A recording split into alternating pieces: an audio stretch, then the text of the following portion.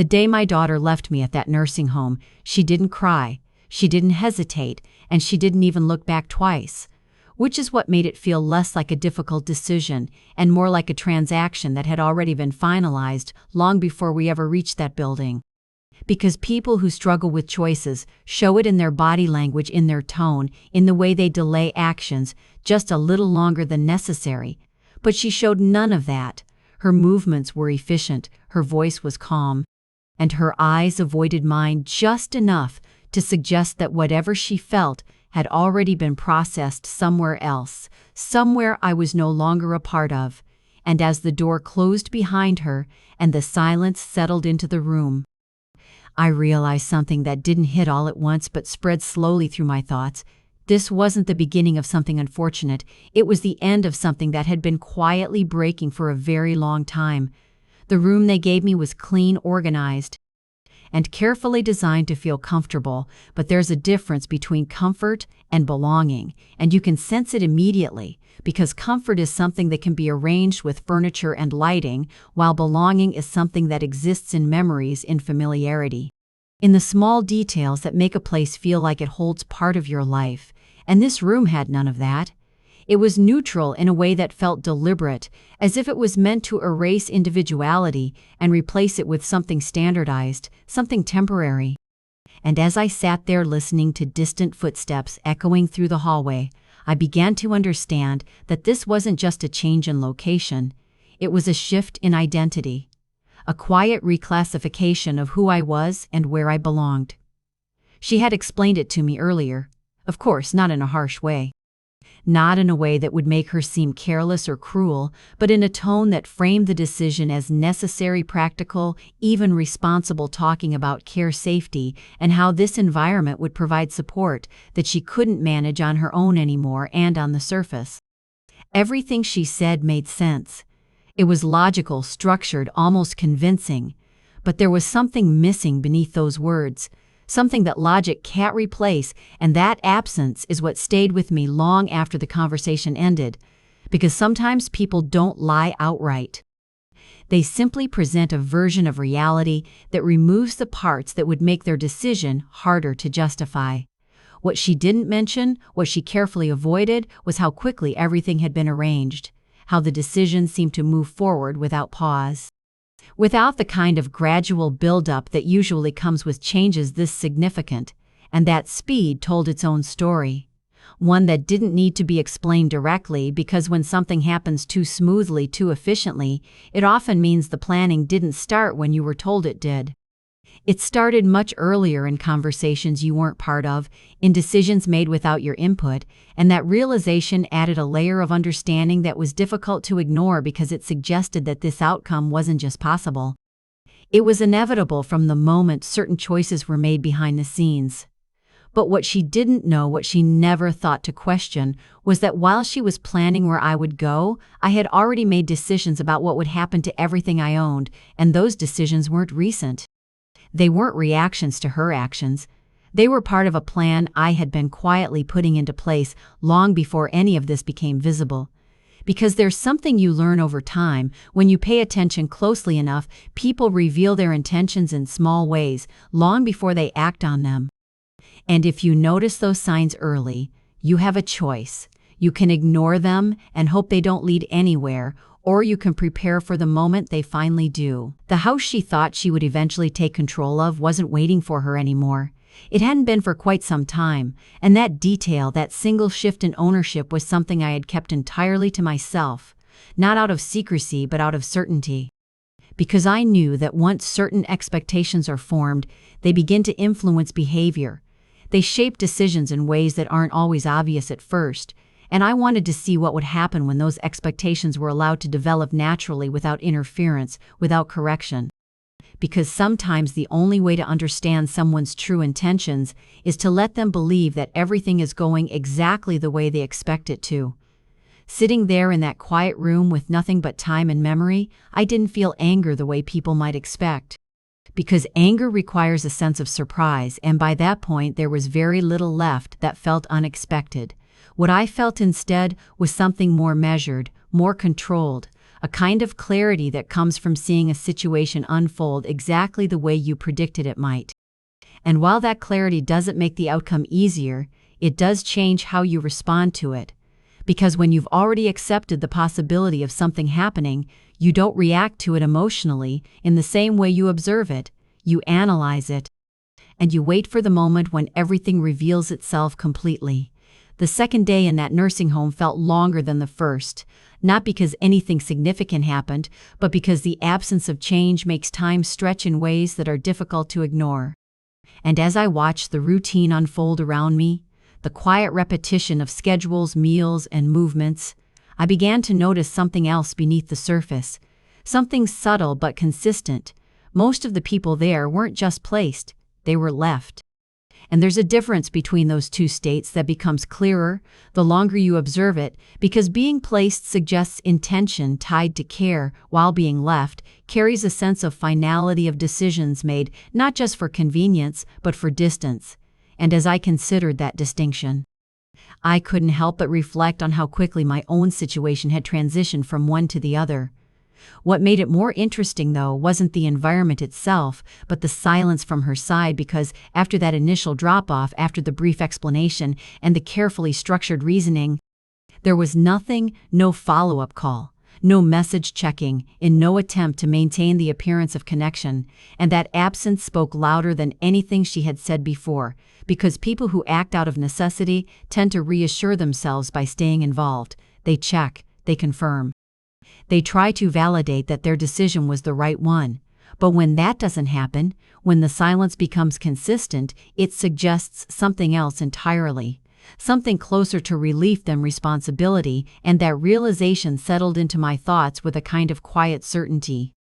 Meanwhile, the house remained exactly where it had always been, unchanged in structure, but entirely different in reality, because ownership is not something you can see from the outside.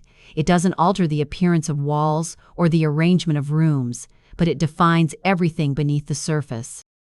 And what she didn't realize was that the foundation she believed she was moving toward had already shifted, not recently, not as a reaction, but as a deliberate decision made well in advance, one that removed the very outcome she seemed to be working toward.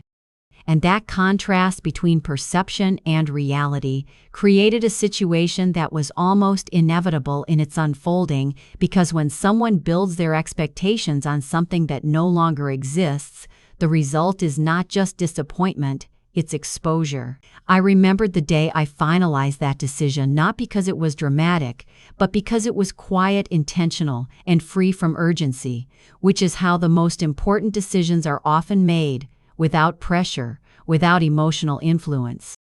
Just a clear understanding of what might happen if certain patterns continued unchecked, and at the time it felt less like a reaction and more like a precaution, a way to ensure that whatever happened in the future, the outcome would not be entirely dictated by someone else's assumptions. And that's the part people often overlook. Control doesn't come from reacting to situations as they occur. It comes from preparing for them before they fully develop. Back then, the signs were small, almost easy to dismiss if you weren't paying close attention. Changes in tone during certain conversations, subtle shifts in how topics were approached, especially when the subject of the house came up, and while none of those moments were significant on their own together, they formed a pattern. One that suggested a growing interest that went beyond casual discussion, and it's in those early stages that decisions matter most, because once patterns become intentions, and intentions become actions, the ability to influence the outcome decreases significantly. Which is why I chose to act when everything still appeared normal on the surface. The person I transferred ownership to wasn't random, and it wasn't done impulsively. It was someone who understood not just the value of the property, but the reasoning behind the decision. Someone who wouldn't be influenced by external pressure or emotional manipulation, and that choice was as important as the transfer itself, because removing control from one situation only works if it's placed somewhere stable, somewhere that won't be easily affected by the same factors that led to the original concern, and that level of planning is what separates a temporary solution from a lasting one, because without it, the problem doesn't disappear, it simply changes form. Days passed, and eventually the call came. Not from her directly, but from a number I recognized the house, or rather someone connected to it, and the conversation that followed was calm, almost routine, but the information it carried confirmed what I had expected all along. She had gone there.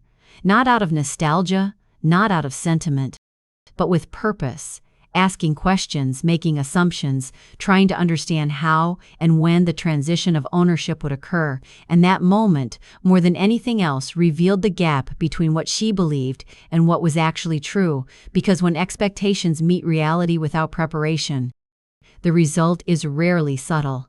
I wasn't there to see her reaction, but I didn't need to be because certain outcomes don't require direct observation to be understood. The confusion, the disbelief, the sudden realization that something fundamental had changed without her knowledge. All of it follows a predictable pattern when assumptions are built on incomplete information, and while some might see that as a moment of confrontation, I saw it as something else, a moment of clarity, where everything that had been developing quietly beneath the surface finally became visible in a way that couldn't be ignored or reinterpreted. It didn't take long after that for her to reach out, and when she did, the tone was different from before, no longer controlled or structured, but reactive, searching for explanations, for clarity, for some version of reality that aligned with what she had expected. And that shift was significant because it marked the point where control had moved away from her, where the situation was no longer something she could manage through planning or assumption, but something she had to confront directly. And that confrontation is where the true nature of any situation becomes clear, because without the ability to rely on expectations, people are left with only the facts. I answered the call calmly, not because the situation wasn't serious, but because clarity doesn't require intensity. It requires precision, and as she asked her questions, trying to piece together what had happened, I explained it simply, without emotion, without accusation, just the truth as it existed. That the house was no longer mine, that it hadn't been for quite some time, and that the decision had been made long before any of this unfolded. And in that moment, the silence on the other end of the line said more than any response could have, because understanding doesn't always come through words. Sometimes it arrives all at once, leaving no immediate way to respond. What followed wasn't anger, at least not in the way people might expect. It was something more complex, a mix of confusion, frustration, and the slow realization that the outcome she had been moving toward no longer existed. And that realization carries a unique kind of weight because it doesn't just challenge a single decision. It forces a reassessment of everything that led up to it. Every assumption, every expectation, every step taken with a specific goal in mind. All of it suddenly disconnected from the result it was meant to achieve, and that disconnect is where the real impact begins. From my side, there was no need to escalate the situation, no need to confront or accuse, because the truth had already done that on its own. And sometimes that's the most effective outcome, not conflict, not reaction, but revelation. Allowing reality to present itself without interference, because when people are faced with the consequences of their own assumptions, the understanding that follows is far more lasting than anything that could be imposed externally. And that's what I had been waiting for. Not a moment of confrontation, but a moment where everything became clear without needing to be forced. And as the call ended and the silence returned once again, I realized that the situation had finally reached the point I had anticipated from the beginning. Not a resolution, not yet, but a turning point where perception and reality had fully separated, leaving only the truth in between. And from that point forward, everything that happened would be shaped not by expectation, but by understanding. And that shift, subtle as it may seem, is what defines how situations like this ultimately unfold. Because once the illusion is gone, there's nothing left to rely on except what is actually there.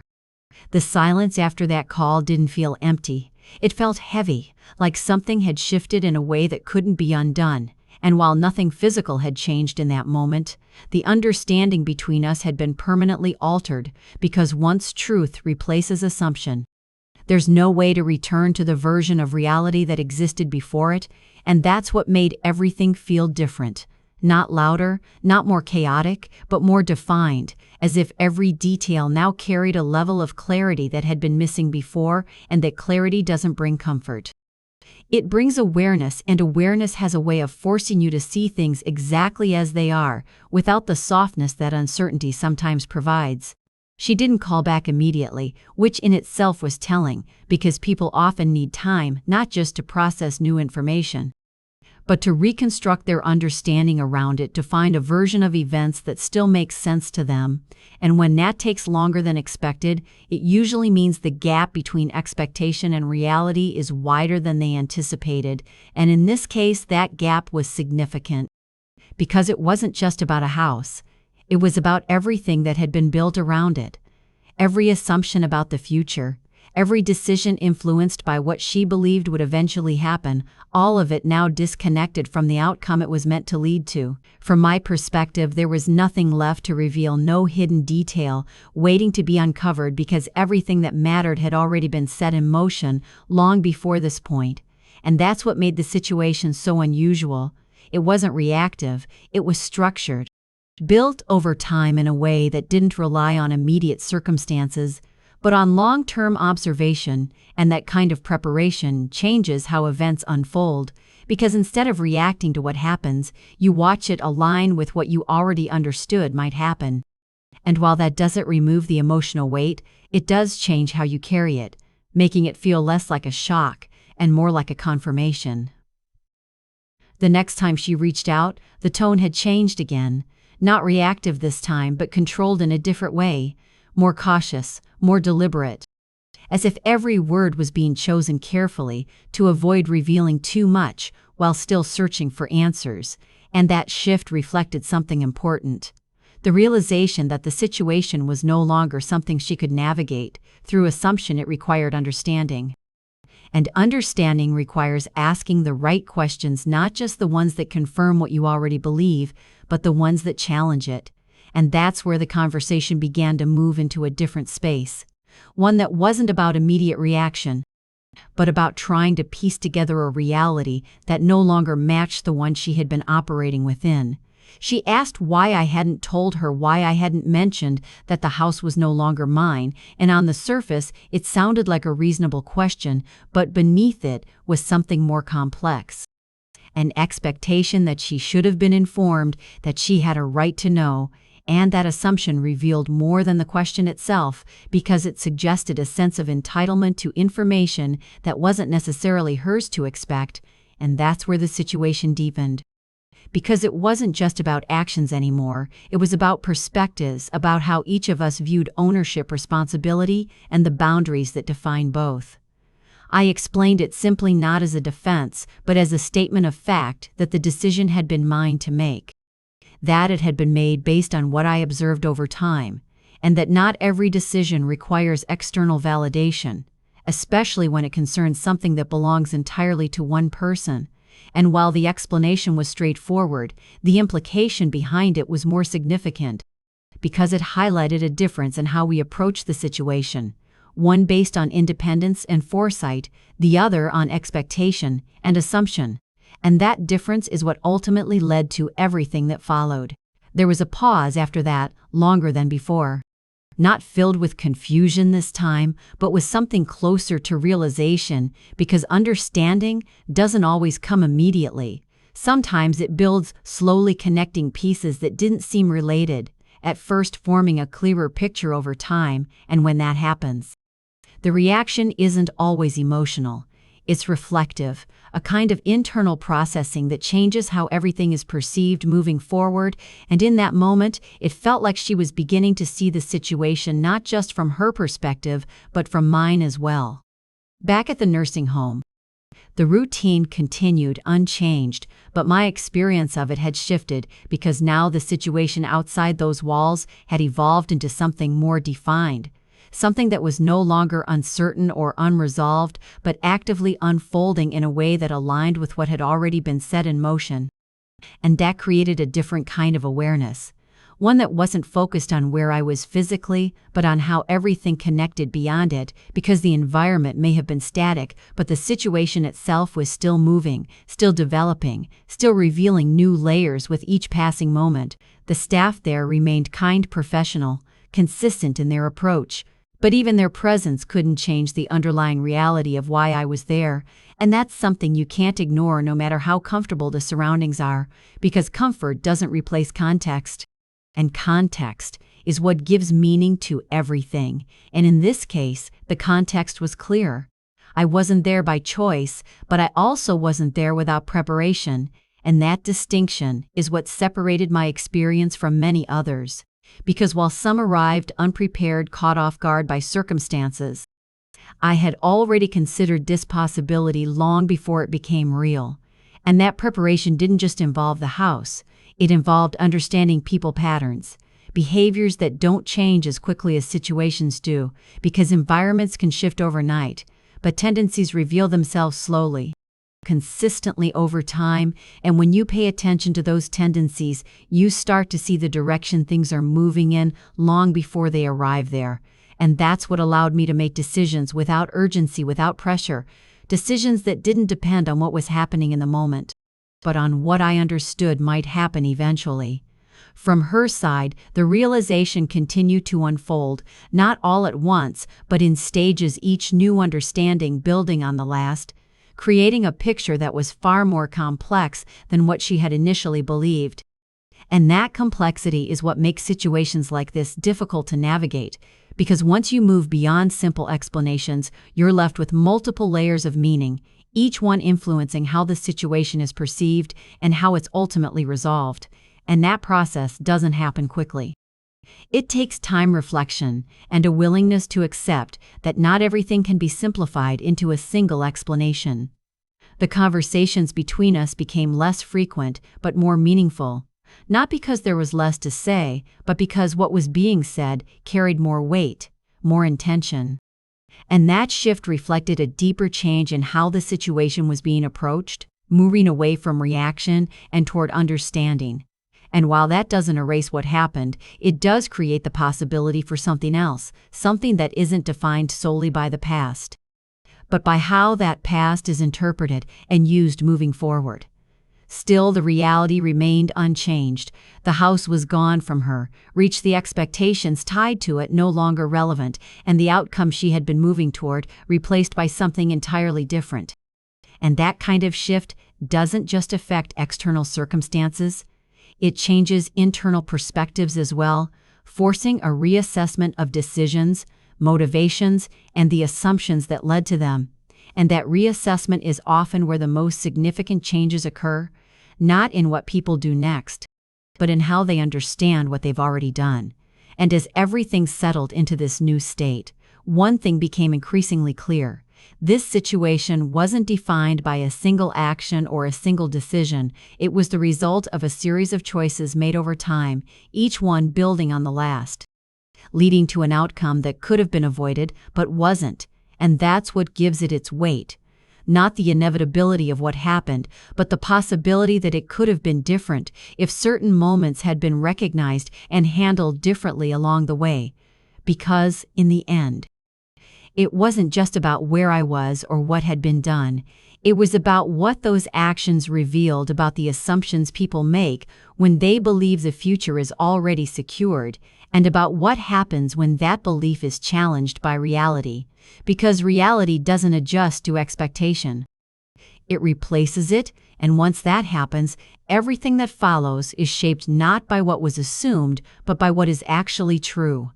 By the time the reality had fully settled in the situation, had already transformed into something neither of us could easily define. Because it was no longer about a single decision or a single consequence. It had become a reflection of everything that led up to it. Every conversation that was avoided, every assumption that was made without confirmation, and every moment where understanding could have replaced expectation but didn't. And that's what gave the aftermath its weight, not just the outcome itself, but the recognition that it was built step by step over time, quietly, almost invisibly, until it reached a point where it could no longer be ignored or reversed. From her side, the shift in behavior became more noticeable, not dramatic or sudden, but subtle, in a way that suggested deeper processing, because people don't always react outwardly when something significant happens. Sometimes, the reaction is internal, reflected in the way they pause before speaking, the way they choose their words more carefully, and the way their tone changes when certain topics are mentioned, and in those small changes, you can often see a larger realization taking place, one that isn't fully expressed yet, but is shaping how they think and respond moving forward. The conversations we had during this time were different from anything before, not because they were longer or more detailed, but because they carried a level of honesty that hadn't been present earlier, and that honesty didn't come from obligation, it came from necessity. Because once assumptions are removed, there's no alternative but to deal with what is actually there. And that creates a space where things can be addressed more directly without the need to maintain a certain image or narrative. And while that kind of honesty can be uncomfortable, it's also where real understanding begins to form. At the same time, the environment around me remained unchanged.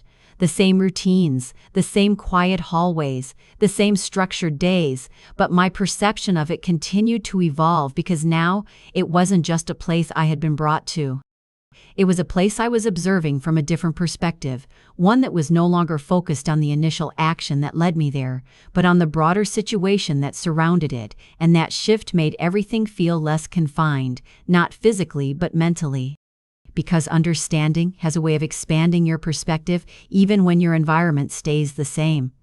She began visiting occasionally, not frequently, but enough to show that something had changed, and those visits carried a different tone than before, less certainty, more awareness. And in that difference you could see the impact of everything that had happened, because actions like this don't just affect outcomes, they affect relationships. They alter the way people interact, the way they communicate, and the way they understand each other. And while those changes aren't always immediately visible, they become clear over time, through patterns, through consistency, through the way things evolve rather than the way they appear in isolated moments. During one of those visits, there was a moment of silence that lasted longer than usual. Not uncomfortable but significant because it wasn't filled with avoidance or uncertainty. It was filled with reflection, and in that moment it became clear that both of us were thinking about the same thing, not just what had happened but how it had happened, and what that meant moving forward. Because once you move past the immediate consequences, the focus naturally shifts toward understanding the process that led there, and that's where the deeper lessons begin to emerge. Financially, the situation remained stable from my side exactly as planned. Because the decisions I had made earlier ensured that no external action could disrupt that stability, and that's something that became increasingly evident as time went on. Because while circumstances can change quickly, well-structured decisions tend to hold their ground. And that contrast between stability and disruption highlighted the importance of preparation, not just in avoiding problems, but in maintaining control, even when situations evolve in unexpected ways. For her, however, the realization of what had been lost, not just materially, but in terms of expectation, continued to unfold gradually, because expectations don't disappear instantly. They fade over time as reality replaces them piece by piece, and that process can be difficult, especially when those expectations were deeply tied to long-term thinking, to plans that extended beyond the present moment. And that's what made this situation particularly impactful, because it didn't just change the present, it altered the future she had been building toward in ways she hadn't anticipated. And yet, despite everything, there was no sense of finality in the situation. No clear endpoint where everything could be labeled as resolved, because situations like this don't end in a single moment. They transition into something else, something that continues to evolve over time, shaped by how people choose to move forward after the initial impact has passed. And that's what made this phase so important, not as a conclusion, but as a turning point, where the direction of what comes next is determined not by what has already happened, but by how it is understood and addressed. Trust, once altered, doesn't return to its original state. It transforms into something more deliberate, something that requires awareness and effort rather than assumption, and that transformation was evident in every interaction we had moving forward, not in a negative way, but in a realistic one. Because trust that has been tested tends to become more structured, more conscious, and while that may reduce its simplicity, it often increases its strength because it is no longer based on expectation alone, but on experience.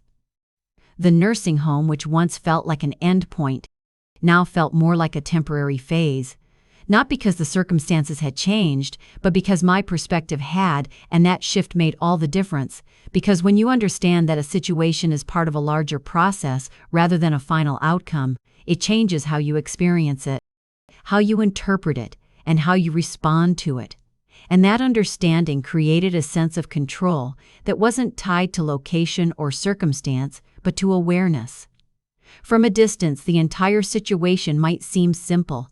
A decision made, a consequence faced, and a resolution reached, but from within, it was anything but simple. It was layered, complex, shaped by time perception and the interaction between expectation and reality. And that complexity is what gives it its meaning, because it shows that outcomes are rarely defined by a single moment. They are the result of everything that leads up to them. As time continued to pass, the intensity of the situation began to settle, not because it had been resolved, but because it had been understood, and understanding has a way of reducing emotional volatility while preserving awareness. And that balance is what allows people to move forward without ignoring what has happened, because moving forward doesn't mean forgetting, it means integrating the experience into how you see and approach things from that point on. And in that integration, something unexpected began to emerge.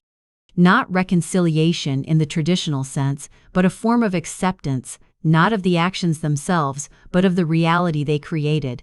And that acceptance didn't erase the past.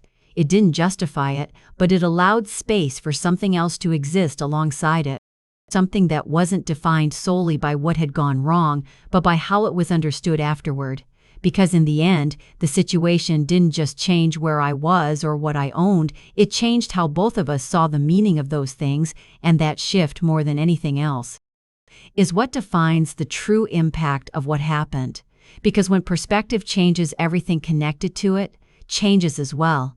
And once that happens, there's no going back to the way things were before, only forward into something that reflects what has been learned. By the time everything had settled into what appeared to be a new normal, the most significant changes were no longer visible on the surface. They existed beneath it in the way we thought, in the way we approached, even the smallest interactions, because situations like this don't just alter outcomes. They rewire perception. They force you to see patterns you might have ignored before. And once those patterns become clear, you can't unsee them. You start recognizing the subtle signs in every conversation, every decision, every pause, and that awareness doesn't fade with time, it becomes sharper, more precise, shaping how you interpret everything that follows. She began asking different kinds of questions, not about the house anymore, not about ownership or outcomes, but about decisions, about why certain choices were made when they were, and what had led me to see things the way I did. And those questions revealed something important, a shift from focusing on results to understanding process, and that shift is where real change begins, because when someone starts examining how things happen rather than just what happens, they move closer to recognizing their own role within those situations, and that recognition is often the first step towards something deeper than reaction. I answered those questions honestly, not as a lesson, not as a correction, but as a reflection of what I had observed over time. Because the truth didn't need to be complicated, it was built on small details, small changes that, when combined, created a clear direction, and that's something people often overlook. They wait for obvious signs, for dramatic shifts that signal something is wrong, but in reality, the most important indicators are subtle, almost invisible, unless you're paying attention consistently, and by the time those subtle signs form a clear pattern, the outcome is often already in motion. For her, that realization seemed to carry a weight that wasn't immediate, but gradually intensified, because understanding the process behind something means confronting not just the outcome, but the role you played in creating it. And that's not always easy, especially when the actions felt justified at the time when they were supported by reasoning that seemed logical, even responsible, because logic can sometimes mask intention. It can create a framework that makes decisions feel acceptable, even when they lead to consequences that weren't fully considered. There was a moment during one of her visits where everything seemed to pause again, not in the same way as before, but in a way that felt more grounded, more aware, and in that moment, she said something that changed the tone of everything that followed. Not an apology, not directly, but an acknowledgement. A recognition that what had been done wasn't just a decision, it was a reflection of how she had been thinking, how she had been prioritizing certain outcomes over certain considerations, and that kind of acknowledgement carries more weight than any immediate reaction because it comes from understanding rather than impulse. I didn't respond immediately, not because there was nothing to say, but because some moments don't require an immediate answer, they require space. Space to let what's been said settle, to let it exist without being redirected or softened, and that's what I allowed in that moment, not silence as avoidance but silence as recognition. Because sometimes the most meaningful part of a conversation isn't what is said, but what is understood without needing to be repeated. The power dynamic that had quietly existed beneath everything began to shift again, but this time in a different direction, not based on control or expectation, but on awareness, because once both sides understand the situation fully, the imbalance that once existed starts to level out, not completely, but enough to change how decisions are approached, moving forward, and that shift is subtle, almost unnoticeable at first, but over time, it becomes clear in the way interactions evolve, in the way assumptions are replaced with communication, and in the way decisions are made with a greater sense of context. Still, the emotional impact didn't disappear.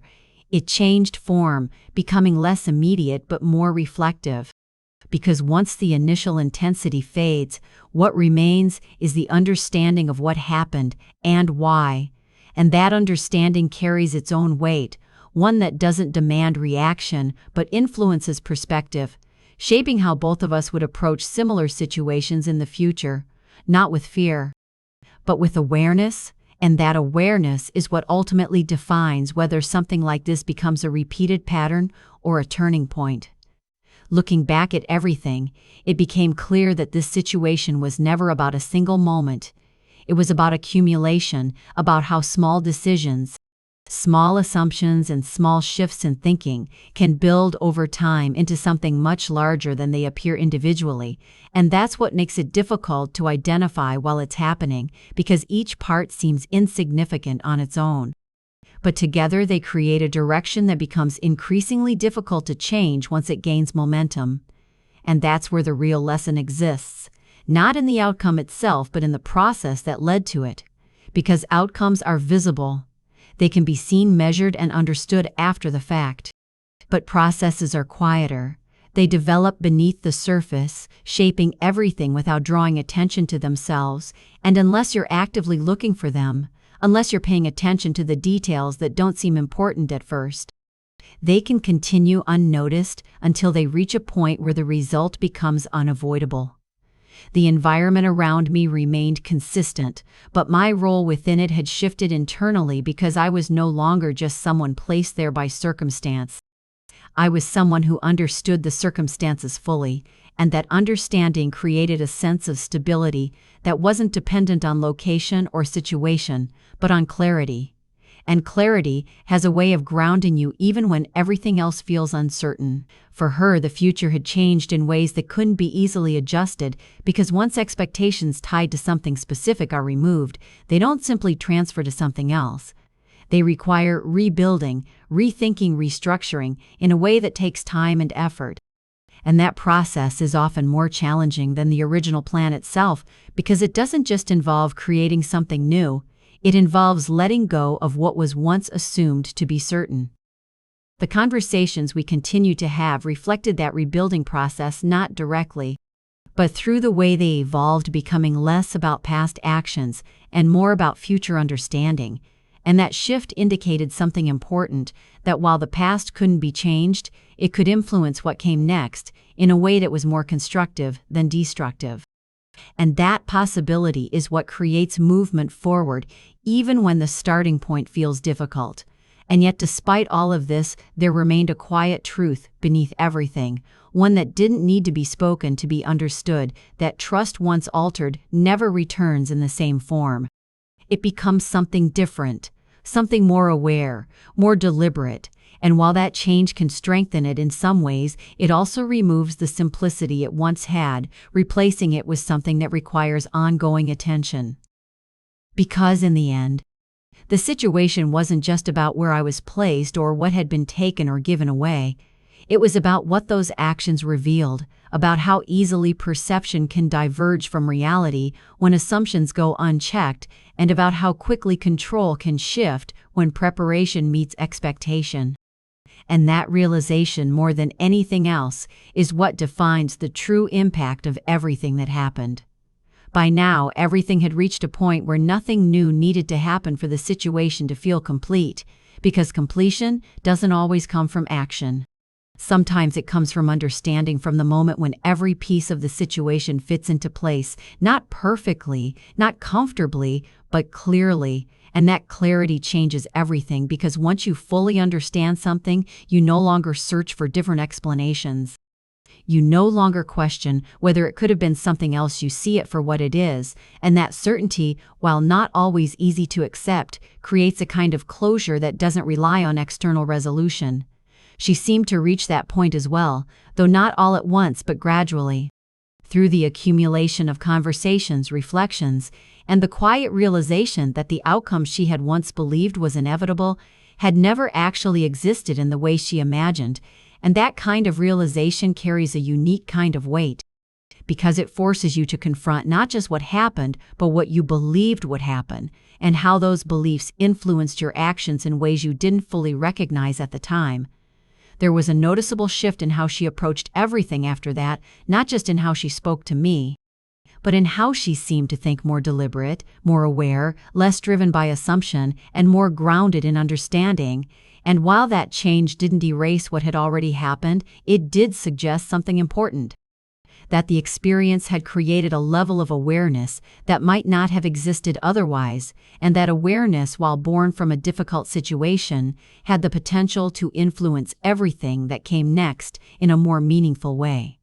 For me, the sense of control that had been established early on remained steady, not because I had predicted every detail, but because I had prepared for the possibility of change, and that preparation is what made the difference, not in avoiding the situation entirely, but in navigating it without losing stability, because control isn't about preventing every outcome. It's about ensuring that no matter what happens, you're not entirely dependent on someone else's decisions or expectations. The nursing home, once a symbol of loss, now felt more neutral, less defined by the circumstances that led me there, and more by the perspective I had developed while being there, because environments don't carry meaning on their own. People assign meaning to them based on experience, and when that experience changes, so does the meaning, and that shift, while subtle, is what allowed me to see the situation not as an endpoint, but as part of a larger process that extended beyond any single moment or decision. And yet, even with that understanding, there was still something that lingered beneath everything. Not regret exactly, but a recognition of how easily things could have unfolded differently if certain moments had been approached with more awareness, more communication, more willingness to question assumptions before acting on them. And that recognition doesn't change the past, but it shapes how the past is interpreted, turning it into something that can inform the future rather than simply define it, she asked me once, in a quiet moment that felt more honest than any conversation before it.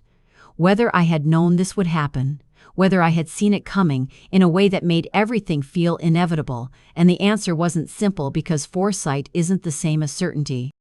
It's not about knowing exactly what will happen. It's about recognizing patterns that suggest what might happen, and acting on that recognition in a way that prepares you for multiple outcomes, not just the one you hope for. I told her that I hadn't known for sure. but that I had seen enough to understand the direction things were moving in, and that sometimes understanding direction is enough to make decisions that change the outcome, even if you don't know exactly how things will unfold. And that's what this situation ultimately came down to, not prediction. Not control in the absolute sense, but awareness. The ability to see beyond the immediate moment and recognize what those moments are building toward over time. That answer seemed to settle something for her, not completely, but enough to create a sense of clarity where there had once been confusion. And that clarity is what allowed the situation to move beyond its initial impact, not by erasing it, but by integrating it into a broader understanding of how decisions, actions, and expectations interact in ways that aren't always obvious until they reach a certain point. And in that integration, something unexpected began to take shape. Not a return to how things were, but a movement towards something different. Something that acknowledged what had happened without being entirely defined by it, and that shift, while subtle, was significant. Because it showed that even situations built on misunderstanding and misalignment can evolve into something that carries meaning beyond the initial conflict. But even with that evolution, one truth remained constant. Something that didn't change regardless of how the situation developed. That actions have consequences that extend beyond their immediate context, and those consequences don't always appear right away. Sometimes they unfold slowly, revealing their full impact over time, and that's what makes them so powerful, because by the time they are fully understood, they have already shaped everything around them. Looking at everything from that perspective, it became clear that this wasn't just a story about a decision or a consequence. It was a story about perception, about how people interpret situations based on what they believe to be true, and how those interpretations influence actions in ways that can lead to outcomes that were never fully intended. And that interplay between belief and reality is what defines the complexity of situations like this. Because in the end, the most significant part of what happened wasn't the house, or the nursing home, or even the decision itself. It was the realization that came from it, the understanding that control is often assumed rather than confirmed, and that assumptions, when left unchecked, can lead to outcomes that feel surprising even when the signs were present all along. And that realization doesn't just apply to this situation. It extends beyond it into every decision, every relationship, every system where trust and expectation intersect, because those intersections are where the most important dynamics exist, and where the greatest potential for both alignment and misalignment can be found. Because sometimes the biggest mistake isn't what people do, it's what they believe is already guaranteed. People don't lose control all at once. They lose it quietly, through assumptions. So the real question isn't what happened here, it's this: what in your life do you think is secure, that might already be gone?